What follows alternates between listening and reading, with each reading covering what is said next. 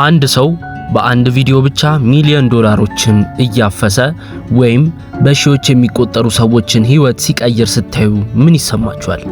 ይህ ሰው ዛሬ የዓለምን ኢንተርኔት ንግግር የያዘው ጂሚ ዶናልድሰን ወይም ሁላችንም የምናውቀው ሚስተር ቢስት በሚለው ስሙ ነው። ግን ይህ ሁሉ ዝናና ሀብት በአንድ ጀንበር የመጣ ይመስላችኋል? በፍጹም።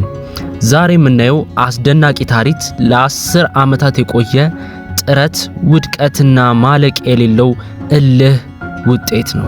እንደ ኢሮፒያን አቆጣጠር 2012 በወቅቱ የ13 ዓመት ታዳጊ የነበረው ጂሚ እናቱ የገዛችለትን ላፕቶፕ የመጀመሪያውን የዩቲዩብ ቪዲዮ መጫን ጀመረ። በወቅቱ የዩቲዩብ ስሙ ሚስተር ቢስት 6000 ነበር። ቪዲዮቹ ጥራት የሌላቸው ስለ ጌም ወይም ማይንክራፍት እና ኮል ኦፍ ዲቲ እየተጫወተ የሚለቅበት ዩቲዩብ ቻናል ነበር።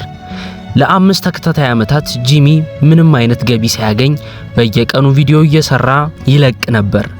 ጓደኞቹ ኳስ ሲጫወቱ እሱ ግን እንዴት ነው ዩቲዩብ ላይ ገንዘብ መስራት የምችለው እያለ ያብሰለስል ነበር። እናቱ ወደ ኮሌጅ እንዲሄድ ብትገፋፋውም እሱ ግን ዩቲዩብ ካልሆነ ሞት ብሎ ቤቱን ጥሎ ወጣ።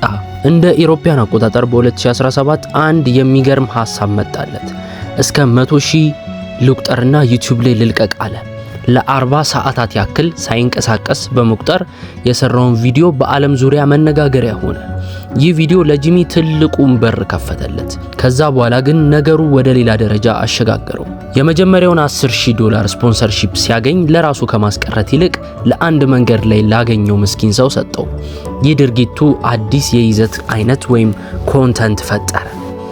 ሚስተር ቢስት ቪዲዮዎቹን ትልቅ ከማድረግ አይቦዝንም።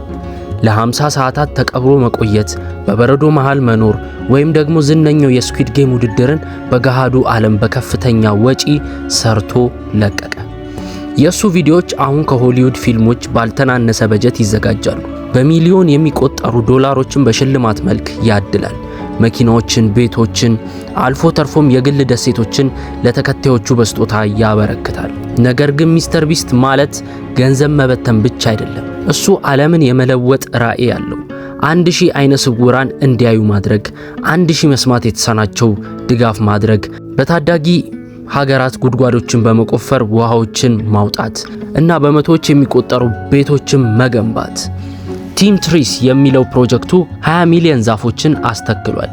በቲም ሲስ ደግሞ በሚሊዮን የሚቆጠር ፓውንድ ቆሻሻ ከውቅያኖስ አስወግዷል። ጂሚ እንደሚባለው ከመሞቴ በፊት ዓለምን የተሻለች ቦታ ማድረግ እፈልጋለሁ ሲል ይደመጣል። ብዙዎች የሚጠይቁት ይህ ሁሉ ገንዘብ ከየት ይመጣል ነው። ጂሚ ካገኘው ገቢ 90% በላይ የሚሆነው መልሶ ለቪዲዮ ስራው ያውለዋል። ከዚህ በተጨማሪ ሚስተር ቢስት በርገርና ፌስቲቫልስ የተባሉ ግዙፍ የንግድ ስራዎችን መስርቷል። የሱ ስኬት ሚስጥር የቡድን ስራ ነው። ከመቶዎች የሚቆጠሩ ሰራተኞች፣ ምርጥ ኤዲተሮችና የልጅነት ጓደኞቹ ከጎኑ አሉ። ዛሬ ሚስተር ቢስት በዩቲዩብ ታሪክ ከፍተኛ ተከታይ ያለው ግለሰብ ነው። ነገር ግን እሱ አሁንም ያው የ13 ዓመቱ ህልመኛ ልጅ ነው። ታሪኩ የሚያስተምረን የማይቻል ወይም የማንችለው ነገር እንደሌለ ነው። በአንድ መኝታ ቤት ውስጥ ተቀምጠ የምትጀምረው ስራ ዓለምን ሊቀይር ይችላል። እናንተስ የትኛው ትልቅ ህልማችሁን ለማሳካት ዛሬ ትጀምራላችሁ? አስተያየታችሁን በኮሜንት አጋሩን። በቪዲዮ ከተመቻችሁ ላይክ፣ ሼር፣ ሰብስክራይብ ማድረጋችሁን አትርሱ። በሚቀጥለው ቪዲዮ እስከምንገናኝ ሰላም ቆዩ።